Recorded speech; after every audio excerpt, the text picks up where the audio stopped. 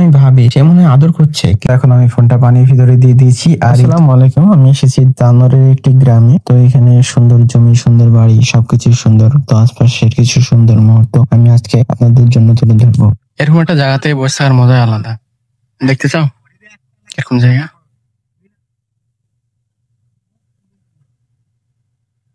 আসলে অনেক সুন্দর জায়গাটা, তাই না? ছায়া, ওদিক রোদ আছে, অনেক সুন্দর।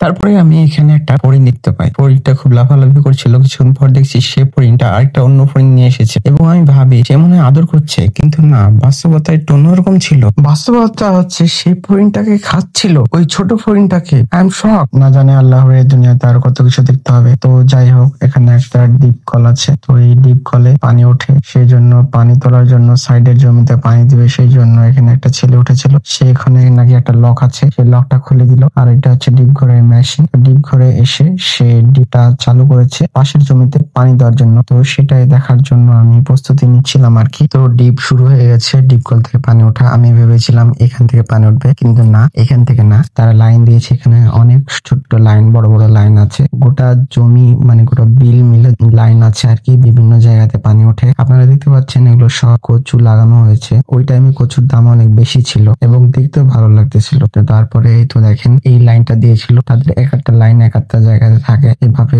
লাইন দিয়ে রাখে বিভিন্ন জায়গাতে পানি ওঠার জন্য। এরকম অনেক বড় বড় অনেকগুলো লাইন আছে পুরো বিল জুড়ে, যাতে তাদের প্রত্যেকটা জমিতে ভালোভাবে তারা পানি নিতে পারে। তো এই পাশে ধান করা হয়েছিল আর ওই পাশে কচু। সব মিলিয়ে জায়গাটা দেখতে অনেক সুন্দর লাগতেছিল আমার। কত সুন্দর পানির শব্দ, টলমল স্রোত চলে যাচ্ছে, বিষয়টা দেখতে অনেক সুন্দর লাগছে। ভাবলাম এখানে একটি পানির নিচে মোবাইল ঢুকিয়ে একটা শট নিয়ে নিয়ে যা। আপনাদের জন্য কত বড় একটা রিস্ক নিতে যাচ্ছি, দেখতেছেন। তো এখন আমি ফোনটা পানির ভিতরে দিয়ে দিয়েছি। আর এই তো পানির ভিতরে শটটা দেখতে অসাধারণ, আমার তো ভালো লেগেছে। তারপরে তো পানির উপরে তুলে নিলাম। সো দেখতে পাচ্ছেন আমার সাথে আমার এক ছোট ভাই ছিল।